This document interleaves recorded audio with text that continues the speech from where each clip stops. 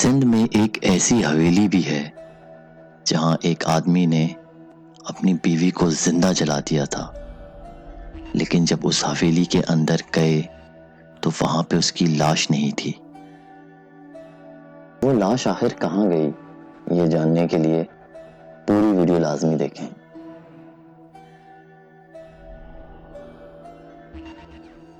یہ کہانی 4 دوستوں کی ہے جنہوں نے سوچا کہ ایک چھوٹے سے گاؤں کی سیر محض ایک تفریح ہوگی، لیکن جو کچھ انہوں نے وہاں دیکھا وہ کبھی بھولا نہیں جا سکا۔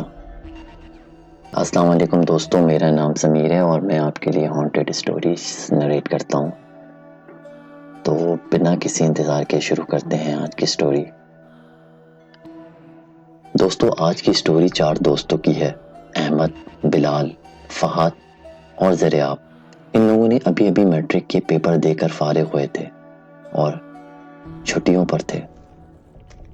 فہد نے پروگرام بنایا، چلو میرے گاؤں چلتے ہیں کچھ دن کے لیے، بہت انجوائے کریں گے۔ تو دوستوں نے نخرے کرے کہ نہیں یار بہت دور ہے، کیسے جائیں گے، گھر والوں سے اجازت نہیں ملے گی، لیکن پھر آخرکار سب نے حامی بھر لی اور پھر سب کو ان کے گھروں سے کچھ دن کے لیے گاؤں جانے کی اجازت بھی مل گئی۔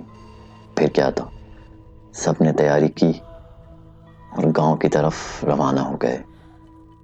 راستے میں تو کافی انجوائے کیا انہوں نے، خوب ہلا گلا ناچ گانا کیا، لیکن جب وہ گاؤں پہنچے تو گاؤں میں عجیب سی خاموشی تھی۔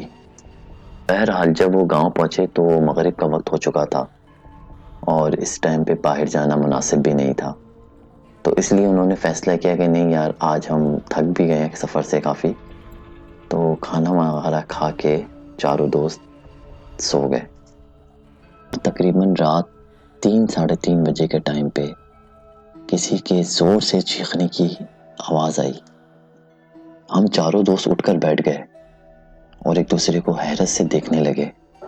ہم سب نے فہد کی طرف دیکھا اور کہا یہ کس چیز کی آواز تھی؟ فہد پہلے تو چھپا رہا تھا، بتا نہیں رہا تھا۔ زیادہ اصرار کرنے پہ اس نے بتایا ہمارے گاؤں میں ایک حویلی ہے جو تقریباً 2 سال سے بند ہے۔ حیرت کی طرف فہد کو دیکھا اور کہا کہ وہاں پہ کیا ہے؟ فہد نے بتایا کہ 2 سال پہلے وہاں 2 میاں بیوی رہتے تھے، دونوں کی آپس میں بہت زیادہ لڑائی جھگڑے بھی ہوتے تھے۔ ایک دن اس کا شوہر شہر کسی کام سے گیا اور وہ جب بھی شہر سے باہر جاتا تھا تو اپنی بیوی کو حویلی میں بند کر کے جاتا تھا، اور اس دن بھی اس نے ایسے ہی کیا۔ وہ شہر جا رہا تھا، اپنی بیوی کو حویلی میں بند کر چلا گیا۔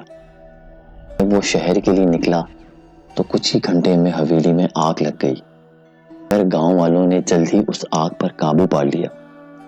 مگر حیرت کی بات پتہ کیا تھی؟ جب گاؤں والے حویلی کے اندر داخل ہوئے تو وہاں وہ عورت نہیں تھی۔ گاؤں والوں نے پوری حویلی چھان ماری لیکن وہ عورت کہیں نظر نہیں آئی۔ اس کے بعد سے اس حویلی میں عجیب و غریب سی آوازیں آتی ہیں۔ یہ کہانی سنتے سنتے فجر کی اذان ہو گئی اور پھر نماز پڑھنے کے لیے ہم مسجد کی طرف گئے۔ مسجد کی طرف جا رہے تھے تو وہ حویلی ہمیں دور سے نظر آ رہی تھی۔ ایسا لگ رہا تھا کہ وہ حویلی ہمیں اپنے پاس بلا رہی ہے۔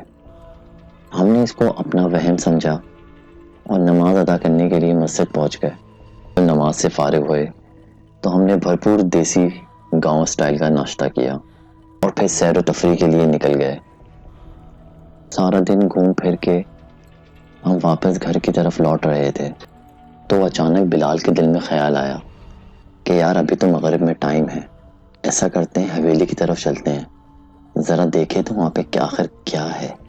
اور چاروں دوست ایکسائٹڈ ہو گئے کہ ہاں یار چلتے ہیں، ذرا تصویریں بھی بنائیں گے اور پھر شہر جا کے اپنے دوستوں کو دکھائیں گے۔ ہم گاؤں گئے تھے اور وہاں ایک ہانٹڈ حویلی میں ہم نے پکچرز بنوائیں۔ بہرحال ہم حویلی میں داخل ہوئے۔ باہر ایک بہت بڑا سا صحن تھا جہاں پیڑ ہی پیڑ تھے، کچرا ہی کچرا تھا، لکڑی کی بدبو آ رہی تھی۔ ایسا لگ رہا تھا کہ جیسے ابھی یہاں پہ آگ لگی ہو۔ ہم چاروں دوستوں کو ایسا محسوس بھی ہو رہا تھا کہ جیسے حویلی کے اندر سے ہمیں کوئی دیکھ رہا ہے۔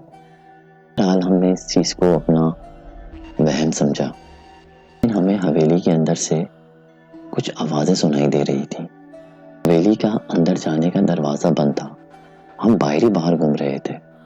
تصویر لیتے وقت اچانک کچن کی طرف سے ہلکی سی کھڑکھڑاہٹ کی آواز آئی اور ہم سب کی نظریں اس کچن کی کھڑکی کی طرف گئیں۔ دریاب آگے بڑھنے لگا اور کچن کی طرف جھانکنے لگا۔ پھر اس نے دیکھا ایک جھلک جو انسانی نہیں لگتی تھی، کچھ سفید جلے کے نشان کے ساتھ آنکھیں جیسے اندھیروں سے بھری ہوں، عجیب و غریب سی عورت تھی۔ دریاب یہ منظر سب کھڑکی میں سے دیکھ رہا تھا اور ایک دم سے اس عورت نے دریاب کا ہاتھ پکڑ لیا۔ دریاب نے پیچھے ہٹنے کی کوشش کی مگر وہ ہاتھ اتنی زور سے پکڑا تھا کہ ایسا لگ رہا تھا کہ جیسے کسی بہت طاقتور آدمی نے اس کا ہاتھ پکڑ لیا ہے۔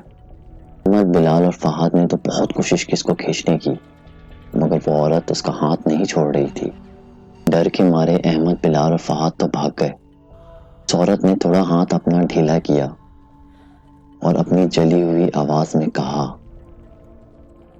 دوبارہ آئے تو تمہیں بھی وہی جلا دوں گی جہاں میں جلی تھی۔ دریاب کو زور سے دھکا دیا، وہ زمین پر گر گیا اور بے ہوش ہو گیا، اور جب اس کی آنکھ کھلی تو وہ ہاسپٹل میں تھا۔ تو دوستو، کیسی لگی آپ کو آج کی ہماری یہ سٹوری؟ اگر آپ ان 4 دوستوں کی جگہ ہوتے تو کیا کرتے؟ اس حویلی میں جاتے یا نہیں جاتے؟ کامنٹس میں لازمی بتائیے گا۔ ملتے ہیں اگلی سٹوری میں۔ ویڈیو کو لائک کریں، چینل کو سبسکرائب کریں۔ اللہ حافظ۔